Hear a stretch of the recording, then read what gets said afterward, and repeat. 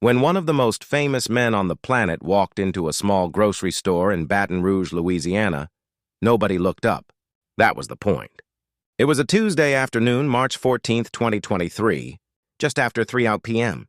The kind of quiet, slow afternoon where the only sound inside Del Rey's corner market on Florida Boulevard was the hum of the refrigerator units and the faint crackle of a radio playing somewhere in the back. Shaquille O'Neal, 7 feet 1 inch tall, 325 pounds, hands the size of dinner plates, walked through the glass door in a gray hoodie, dark sweatpants, and white sneakers that looked like small boats on the linoleum floor. No entourage, no cameras, no security. Just a man who needed a bottle of water and a few things for the road. He ducked slightly under the door frame out of habit. He always ducked, even when he did not need to. He grabbed a basket and moved down the first aisle. Nobody turned around. Nobody whispered. This was not Beverly Hills. This was a corner store on Florida Boulevard, and the man behind the counter, Darnell Thibodeau, 58 years old, was reading a newspaper and had not looked up in 20 minutes. That is when he heard it. A soft, high beeping sound. 3 times. Then silence. Then a voice. "Ma'am, it's declined again." Shaq stopped walking. 2 registers over, a woman stood at the checkout counter. Her name was Delphine Arsenault, 71 years old. She wore a lavender blouse with small pearl buttons, a cream-colored cardigan, and orthopedic shoes that had seen 1,000 errands. Her white hair was pinned neatly at the back of her head. She held a small brown leather purse with both hands, pressed tight against her stomach. On the conveyor belt in front of her sat a loaf of bread, a carton of eggs, a can of red kidney beans, a small container of butter, and a single bunch of bananas, $41.17. "I don't understand," Delphine said quietly. "I have money in there. I checked this morning." The cashier, a young man named Brandon, glanced at the line forming behind her. 2 people, then 3. "Ma'am, it's just not going through. You want me to try one more time?" "Please," Delphine said. Brandon swiped. 3 beeps. Declined. Delphine's fingers tightened on the purse. The man behind her in line exhaled loud enough for everyone to hear. He looked at his watch. Shaq did not move. He stood at the end of the aisle and watched. Delphine opened her purse. She counted out bills, slowly. She had $14 in cash. She looked at the groceries on the belt. She looked back at her cash. Then she looked at Brandon. "Can you take off the butter?" she said softly. "And the beans." Brandon reached for the items. "Leave them," Shaq said. His voice came from somewhere behind the line, deep, quiet, like a single note on a bass guitar. Everyone turned. Shaq set his basket down and walked to the register. He was so wide in the aisle that the man behind her stepped back without even thinking about it. Shaq reached into the front pocket of his hoodie. He pulled out a card. "Ring it all up," Shaq said. "Everything on the belt." Brandon blinked. "Sir, are you sure?" "Yes." Delphine turned around. She had to look up. "A long way up?" "Oh, no," she said immediately. "No, no! I cannot let you do that." "You're not letting me do anything," Shaq said, and he smiled just a little. "I'm doing it." Delphine pressed her hand to her chest. Her eyes were wet. "Young man, I don't even know you." "You don't have to know me," Shaq said. "You just have to let me pay for your groceries." The card went through. 1 beep. Brandon bagged everything carefully. Shaq paid for his Gatorade, too. He handed Delphine her bags. "Thank you," she said. Her voice had dropped to almost nothing. "God bless you." "He already has," Shaq said. "You have a good evening, ma'am." And that should have been the end of it. A quiet moment in a quiet store on a Tuesday afternoon. A big man paying $41 for a woman he had never met. But there was something Shaq did not know. Something nobody in that store knew. Something that, when it came out 3 days later, made people stop what they were doing and sit down. To understand it, you have to go back. You have to go back past the championships, past the Hall of Fame, past the business empire and the television shows and the doctorate degree.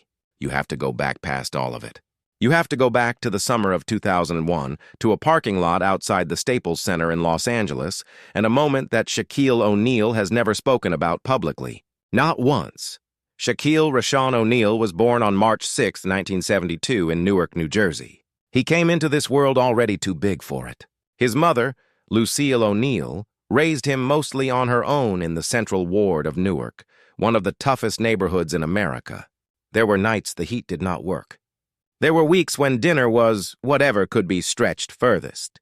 There were mornings when Lucille stood in the kitchen before her children woke up and looked at what was in the cabinets and did the math quietly so no one else had to. But Lucille had a saying.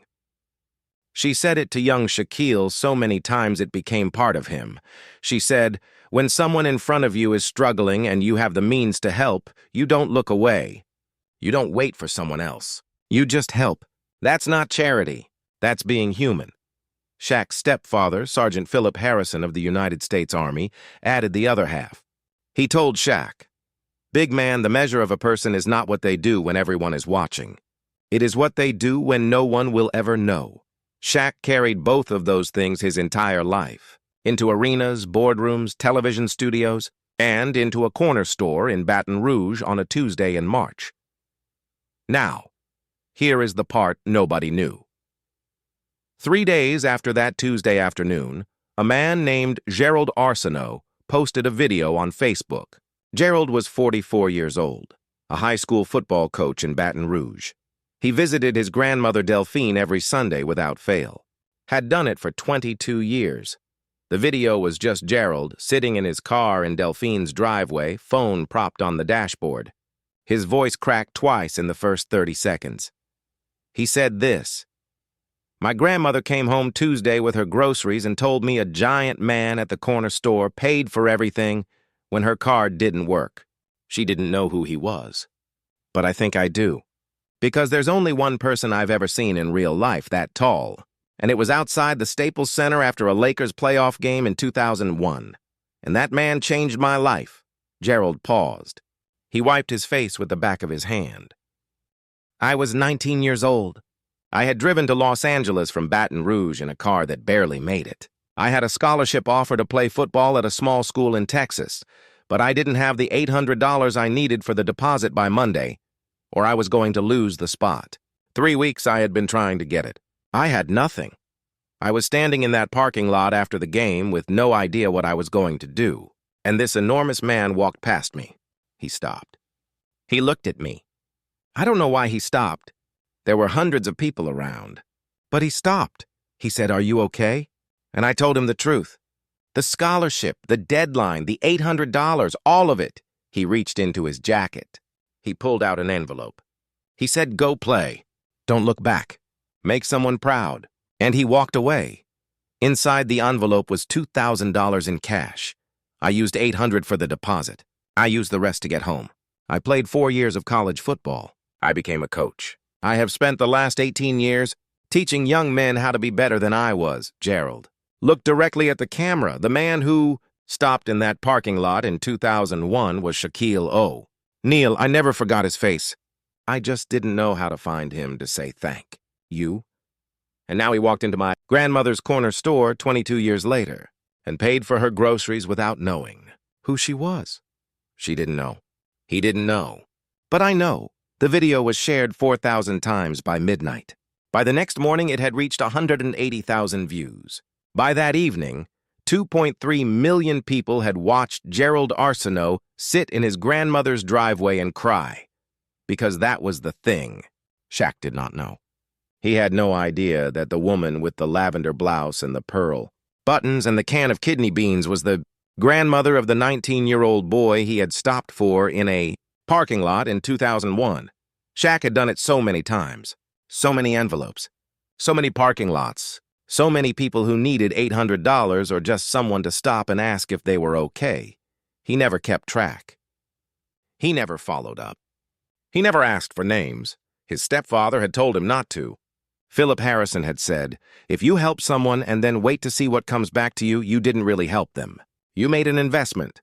Those are two different things. When a reporter reached Shaq through his publicist 2 days after the video went viral, Shaq's response was 4 sentences. He said, "I don't remember 2001. I'm glad he made it.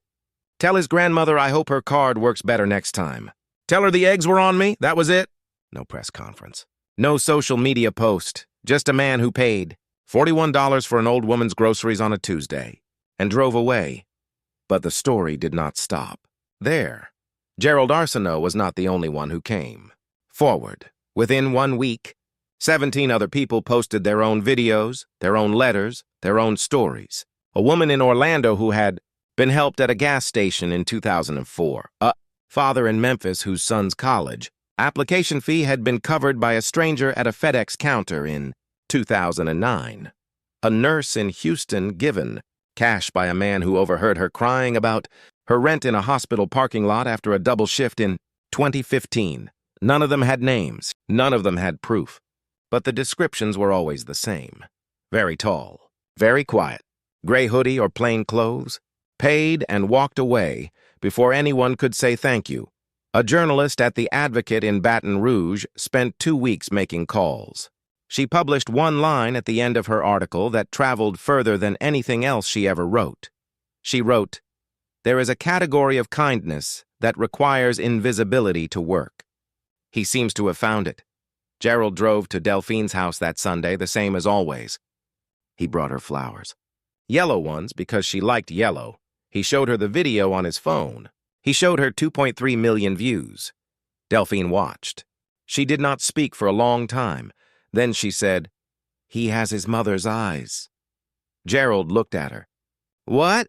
"That young man in the store," she said. Big as he was, he had his mother's eyes. You could tell someone good raised him. She picked up her coffee cup. She took a slow sip. "You thank him for me," she said. "Not for the groceries. For stopping. That's the part people forget to do anymore. They forget to just stop." Outside Delphine's window, afternoon light came through the thin curtains and fell across the kitchen table in long yellow lines. A dog barked somewhere down the block. A car passed slowly with its radio on. Life continued the way it always does. Small, ordinary, full of things that matter more than they look. On a shelf above Delphine's stove, next to a small wooden cross and a photograph of her late husband, there was now a new photograph. Gerald had printed it and framed it for her. It was a screenshot from a grainy security camera. You could barely make out the shape of it. But if you looked closely, you could see a very large man in a gray hoodie handing a card across a checkout counter. And you could see a small woman in a lavender blouse with her hand pressed to her chest. She had put it up there herself, right next to the cross, because somewhere in this country, right now, there is a checkout line, and someone's card is not going through, and they are counting their cash with quiet hands, and most people are looking at their watches, but some people stop. Some people put down their basket and walk over and say, "Leave it." Not for the cameras, not for the comments, not for the views, just because someone good raised them, and that is the story of a man who paid for a stranger's groceries, and never knew why it mattered as much as it did. Before you go, drop a comment right now and tell us where you are watching from. London, Lagos, Houston, Manila, wherever you are, we want to know. We read every single one, and we love knowing how far these stories travel. If this moved you even a little, hit that like button right now. It takes 1 second, and it helps this story reach someone out there who really needs to hear it today. Share this video with one person, just one, because kindness travels the same way it always has. One person, one moment, one quiet Tuesday afternoon at a time. And if you are new here, welcome. Subscribe and tap that bell. We bring you stories like this every single week. Real moments that remind you the world still has good people in it. Now click on the video appearing on your screen right now, because the next story is one you are absolutely not going to see coming. We will see you there.